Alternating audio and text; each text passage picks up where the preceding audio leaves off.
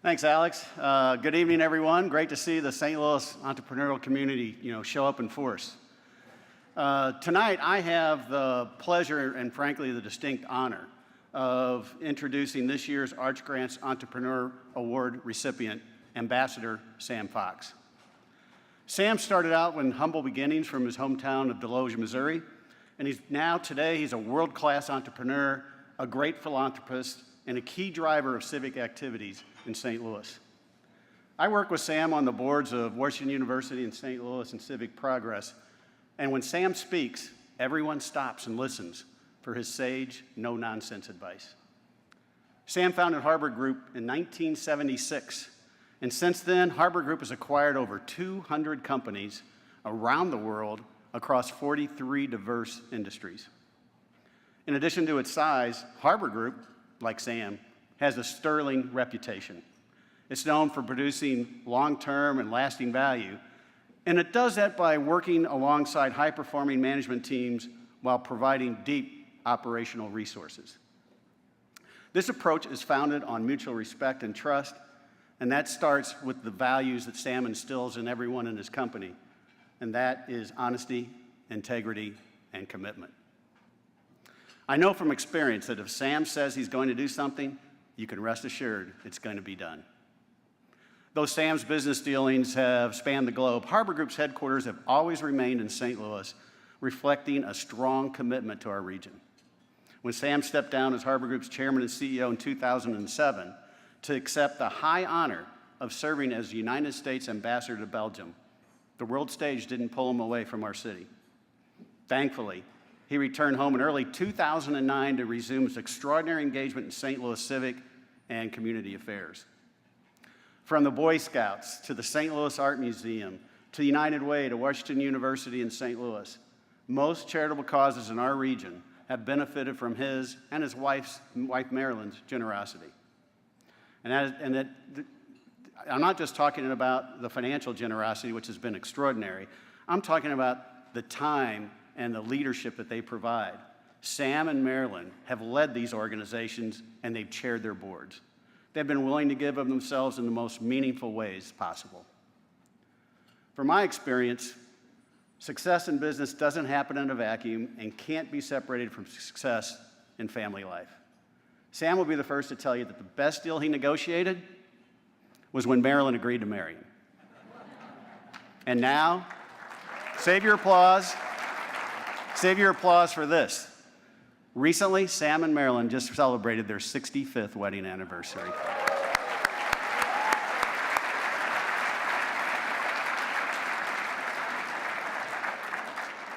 I have something even more remarkable. Their son, Jeff, he assures me in all the time he's never seen them argue, not even once. And that's pretty incredible and consider they raised 5 children. And now they have 15 grandchildren and 1 great-grandchild, and they dote on all of them. The life partnership that they have formed should be an inspiration to all of us. Now, Sam is known to be a loyal friend also, and with decades-long friendships, and he's known for switching anything around to join his friends for another love in his life, and that's his hunting and fishing trips, capped off with a nice glass of red wine. Sam Fox embodies the passion, drive, and humility needed for success in business and ultimately in life. His civic engagement is a testament to how much he cares about the future, and his philanthropic investments demonstrate that Boy Scout principle instilled in him a long time ago, that you should endeavor to leave the world a better place than you find it. For the entrepreneurs joining the Arch Grants family tonight, I encourage you to model yourselves after Sam and take note of his mark on the world. I can think of no better person to receive this award tonight than my friend and colleague, Sam Fox.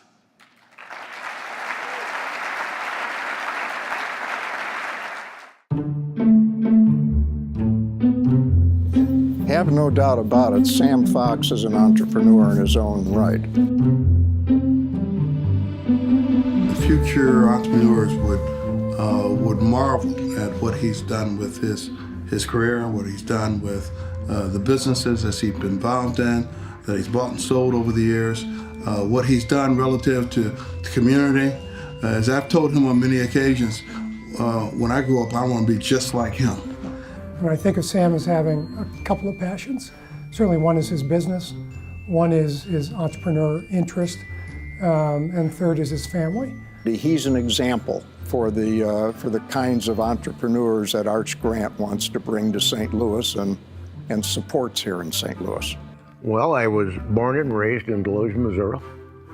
It was a town of 1,500 population. He was the youngest child. His mother and father came from Russia. All of my friends, their fathers, they either worked in the mines or they were from the farm. Grew up, without anything. He was an Eagle Scout, can you imagine? And when I graduated high school, I think I'm the only one who was going to college. Basically worked his way through Washington University. And my sister had pointed her finger, you've got to get a college education. That was way back when that was rather rare. That molded him to learn the value of work ethic and family. I mean, I think it just set the table for him.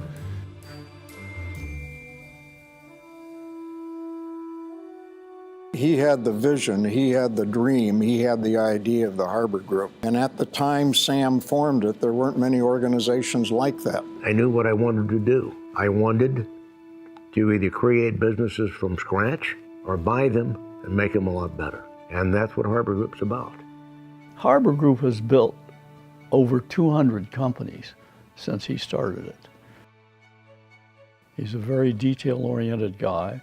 He understands that you don't get what you expect, you get what you inspect. When we started Harbour Group, I think I was the 5th or 6th employee, and if we were trying to get an acquisition done, I always would want to bring Sam in to close the deal because he had the personality and he's infectious. What we have decision makers at all levels.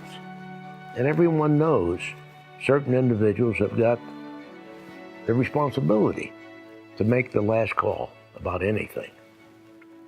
But beyond that, everyone is equal. When you're here, you're family. You know it. I don't care what your job is, you're family. I had been either asked or it was suggested that I might be asked to serve the government as an ambassador several times before I accepted it. As a matter of fact, when the president called me, he said, Foxy, he said, I've asked you twice before and you've turned me down. It's the third and last time I'm asking you. When he was ambassador to Belgium, they really had never had an ambassador. Some people tell me, in fact, one of the former ambassadors before Sam is a friend of mine in Sun Valley, and he tells me that Sam was better known in Belgium than any ambassador he ever knew. And but that's because he's so gregarious. He has a way, whether it's in Harbour Group or Washington University or the Jewish Federation or the Art Museum, he raises people's sights. I think he thinks he's lucky. He's worked very hard, and I can tell you he shares it more than anybody that I know. And their involvement in United Way, their involvement in Variety Children's Charity, their involvement in so many other charities and the community, in improving the quality of life of people in our community, for the entire community. Rising tides rise all boats, and that's what you see consistently with the Fox family, and he's leading the charge. The students are surprised when they find out and they meet Sam that he's a real person. It's the name of their school, so it's not always clear that this is a real person. So when they meet him, they're kind of in awe. And then he's also disarming because he's so personable and so warm and so interested in the kids that I think it's sort of like they're grandparents of the school. To me, business is not work. It's play. People talk about going to work. Talk about going to enjoyment. Because if you enjoy what you do, you want to be there and you want to do it, and you'll be successful.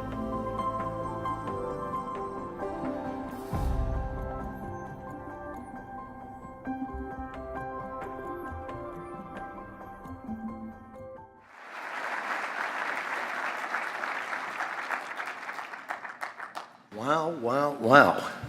You know, I wrote this speech today and had it typed, but I think more has been said about me already than I need to say.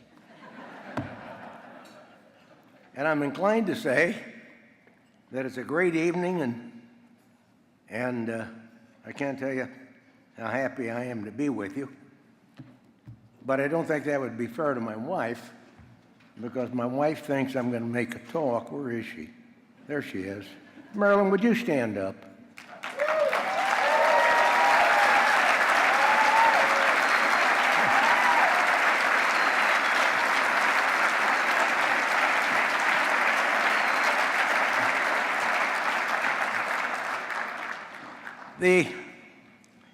Let me say this. People have said that I have a knack for making good contracts.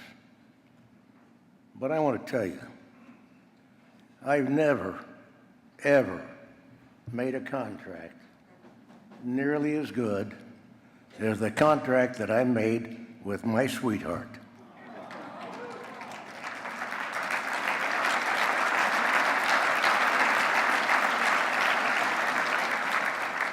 I know you're going to think I'm exaggerating,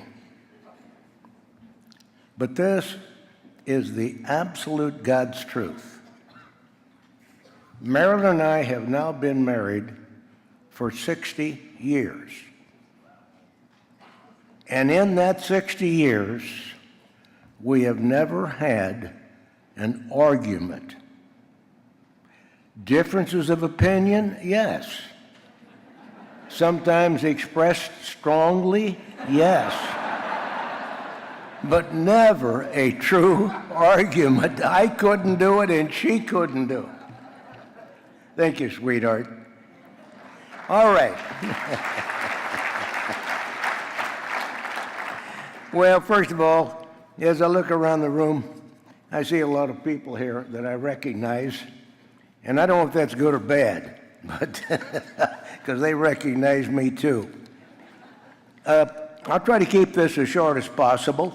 I was asked to make a few talks about this organization, or a few words about this organization. And first I would say it's remarkable that this organization is only in its 7th year. And look what it has done. I'm amazed that any organization that's been alive for about that many years would have 950 people out for dinner. Holy mackerel. What a great, great organization. Let me say it's an honor for me to receive an award from this organization. And I follow in the footprints of some recipients before me who I have great admiration for: Jerry Kent, Maxine Clark, Roger Riney, Michael Nydorf, and my dear friend Dave Stewart. And if I had to put on paper a description of an operating organization that St. Louis has always needed, it would be Arch Grants. Let me explain while I say that. I think there's a certain amount of concern about the national image of our metropolitan areas. We do have some problems, but I can assure you they are being addressed here and now, here in St. Louis,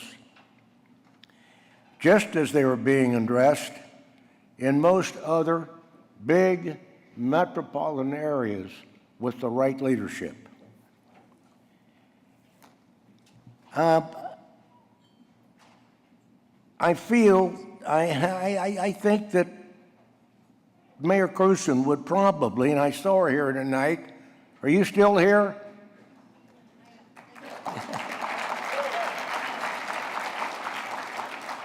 And will you agree with me tonight on that subject? Amen. The reality is we're all blessed to be part of this great community. In St. Louis, we have what very few other metropolitan areas have: the advantage of being both a big city and a small community. And our cultural institutions are like those of any other of the big cities. Our symphony, our zoo, our botanical garden, to name a few, are right up there, in many cases, better than what you'll find in other major cities. Cities such as Chicago, Los Angeles, Boston, even New York doesn't hold a candle to us. Our Forest Park is 1.5 times the size of the well-known Central Park in New York, and far more beautiful, I might add, and any of you who have been there and will agree with that. Our History Museum is one of the best in the country. Our Art Museum and the nearby Muni Opera is a true treasure. The ground around our arch that was just recently renovated is one of the most beautiful public spaces in America.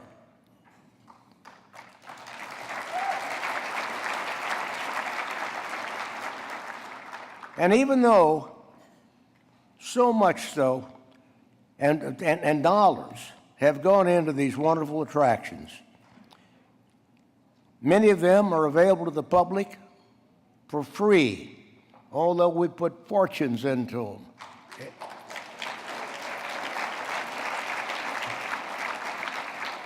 I've seen it firsthand. I've been associated with a number of those organizations. And the main thing is being able to get the public in, particularly the public that can't afford to pay the cost that it normally takes to get in. And we've been able to make those arrangements right here in St. Louis. God bless us all.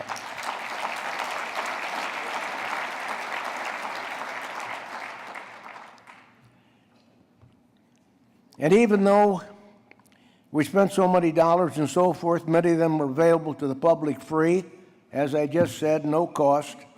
And I read it over again, but that's okay. Our cost of living in this town is very, very small. No more than living in a very small town. But we're not a very small town. If we were to merge all of our towns into one that make up this community, if we were to merge all of the communities into one, I am told our population would make us the 9th largest city in this country. The 9th largest.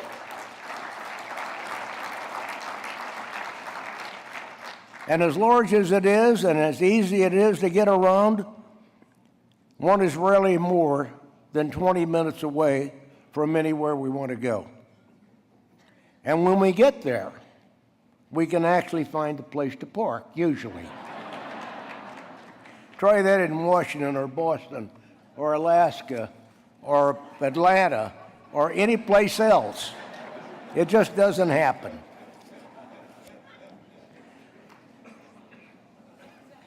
Our young Arch Grant recipients, many are with us tonight, understand that they can make a difference here.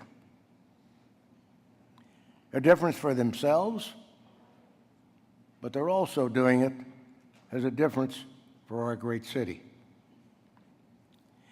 And a lot faster and with less trouble than in most other cities by doing it right here. And there's so much going on here for these young people. Just think. The network of trails and greenways, tremendous walkable and bicycling areas, all kinds of sports teams, low-cost real estate. The list goes on and on, north, south, east, and west. What a wonderful place to live and work.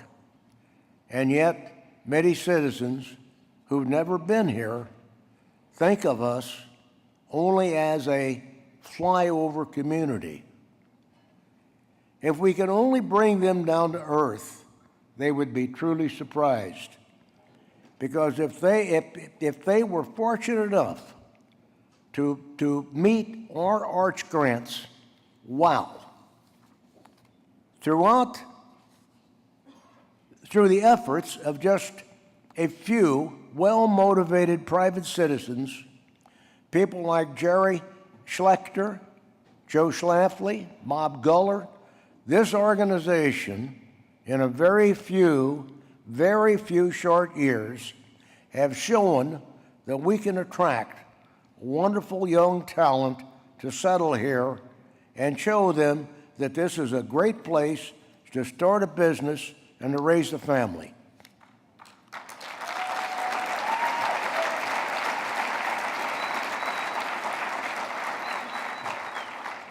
All we need to do is help them with a start, to start their business, and let them know how much we appreciate them.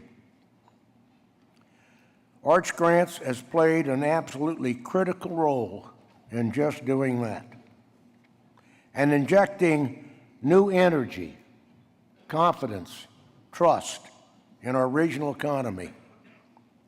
Ladies and gentlemen, we now have 90 new businesses operating in St. Louis today, all because of Arch Grants and the people who work there. And Arch Grants has only been around for a very few years. How about a big round of applause for this great organization?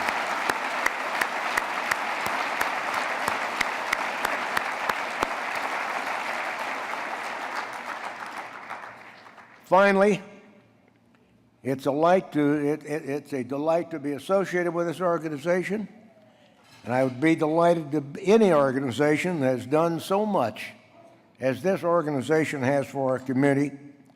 Thanks to all of you who have worked so hard to make Arch Grants what it is today. And lastly, I'm indeed honored to receive your award tonight. Thank you very, very much from the bottom of my heart. Thank you.